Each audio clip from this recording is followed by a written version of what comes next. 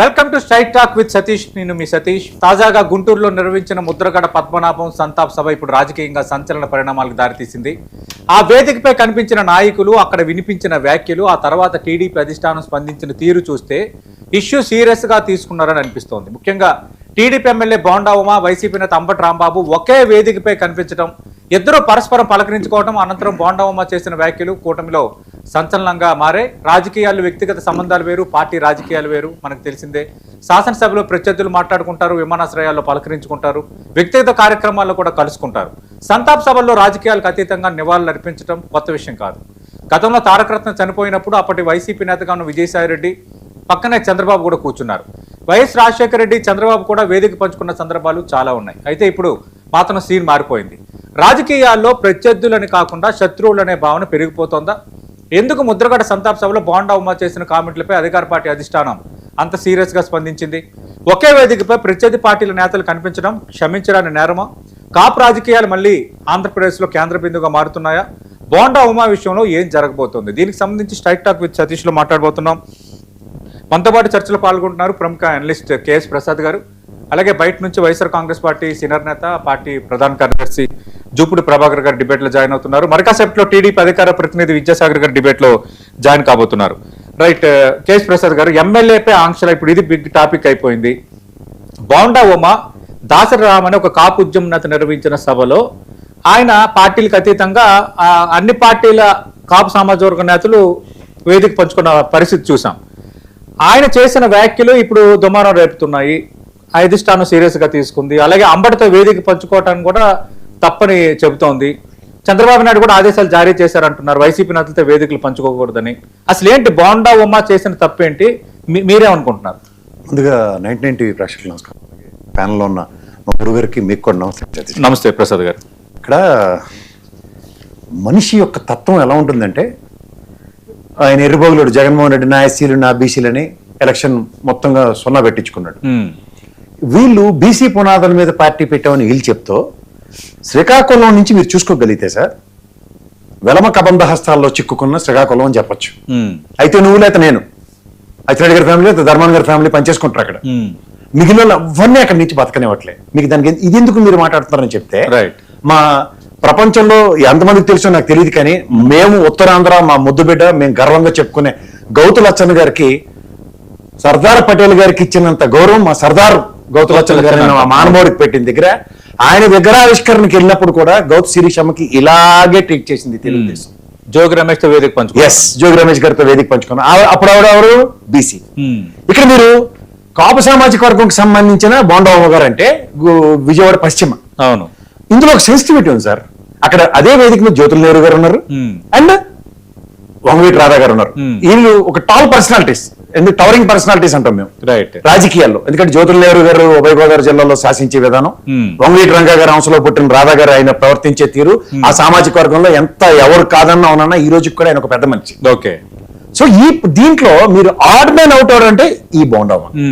ఇప్పుడు ఉదాహరణకి ఇదే గతంలో పిన్నెల రామకృష్ణారెడ్డి నియోజకవర్గంలో మాచర్లలో ఎవరైనా సంతాప సభకో లేకపోతే ఎవరికైనా కార్యక్రమంకి వెళ్తే, అరే బాబు నీ కారు నీది బొద్ద వెంకంది ఎరగొట్టింది అనే కూడా మీరు అరపోయి అక్కడ సంఘీభావాలు అవన్నీ ఏంటని మాట్లాడితే కాస్త నాపై అర్థం ఉంటుంది. ఓకే, ఇవాళ ఎవడు అవునన్నా కాదన్నా ముద్రగడ గారు అనే వ్యక్తి ఒక శక్తి. ఒక కాపు సామాజిక వర్గంలో తన కోసం ఏ రోజు అరువులు చాచలే. ఇది ఎక్కడ విడ్డూరం అండి సార్. ఇంకోటి చెప్తా, సరే మీకు సిద్ధాంతం బాగుంది సార్. ఇవాళ గౌరవ ముఖ్యమంత్రి గారు చాలా బాగా చెప్పారు, వైసీపీ వారితో ఎవరైనా మాట్లాడతారు. మరి వైసీపీ నుంచి ఎగేసుకుని పొగేసుకొచ్చిన అందరికి టికెట్లు ఇచ్చారు కదా, అప్పుడు మీకు ఆ గీత గీసుకోవడం రాలేదా? ఎమ్మెల్యే పార్థసారథి విజయవాడలో కదా సార్. ఇప్పుడు వాళ్ళ ఎమ్మెల్యే గారు, మినిస్టర్ గారు, పార్థసారథి గారు గౌతమ్ సర్జర్ మా లచ్చన్న గారికి విగ్రహావిష్కరణ పెట్టినప్పుడు ఆవిడ కడుపుని పుట్టిన కూతురు వస్తే అంత అవమానం చేస్తారా పార్టీలో? ఇప్పుడు ఈ బోండా ఉమా గారు పాప ఆయన ఇంకా అమాయకంగా నాకు అధిష్టానం పిలిస్తే ఎక్స్ప్లెనేషన్ ఇస్తానంటండి. ఏం సార్ మీతో పాటు వేదిక పంచుకుని మిగిలిన వాళ్ళందరికీ ఏం పాపం? అంటే అలా కాదు. ఇక్కడ అంబటి రాంబాబు గారు కూర్చుంటే ఆ రేడియస్ లో 360 degrees లో ఎవరు కూర్చోకూడదు, ఇలాంటి ఏమైనా నియంత్రణలు ఉన్నాయా, నియమాలు ఉన్నాయా? ఏం తేనేటి మీద పిలుస్తారు గవర్నర్, మరి ఎగసి పోతారు కదా అందరు టీలు కప్పులు తాగిసి బర్జీలు నేతలతో వేదిక పంచుకోవద్దు. నేను చెప్తుంది అదే సార్, గవర్నర్ తేనేటి మీద పిలుస్తారు రేపు పొద్దున ఆగస్టు 15వ తారీఖుకి. అవును, వెళ్తారా? అందరూ అపోజిషన్ లీడర్గా జగన్మోహన్ రెడ్డి కూడా వెళ్తారు. అప్పుడు వేదిక పంచుకోవాలని పార్టీ మిగిలిన అందరూ చంద్రబాబు గారిని వెళ్ళేస్తారా? అది నాకు ఇది ఎక్కడ విద్యూరం అండి. రాజకీయ వేదికలు ఇవాళ ఎలక్షన్స్ అయిపోయిన తర్వాత వేదికలు పంచుకోకూడదు, తర్వాత వైసీపీ నాయకులతో రోజు కత్తి యుద్ధాలు చేయాలి, తిట్లు తిట్టుకోవాలంటే మనం ప్రజాస్వామ్యంలో ఉన్నాం, ఏ స్వామ్యంలో ఉన్నాం? ఓకే, ఇప్పుడు పార్లమెంట్ లో సెషన్స్ నడుస్తున్నాయి, రాహుల్ గాంధీ ప్రధానమంత్రి కనబడి కనుక ఏసీ అని పరిగెట్టుకుని వెళ్తారు ఏదైనా సంవత్సరం సినిమాలా. రాహుల్ గాంధీ వెళ్ళి కౌగిలించుకున్నారు. మరి ఇది ఏంటండి అసలు ఓ బ్యూటీ ఆఫ్ డెమోక్రసీలో పెద్ద మనిషి స్థానంలో ఉన్న చంద్రబాబు గారు మాలాంటి వాళ్ళకి ఎమ్మెల్యేలకి అందరికి చెప్పవలసింది పోయి ఓకే ఇది శత్రుత్వం లేకండి, నాకు అర్థం కదా.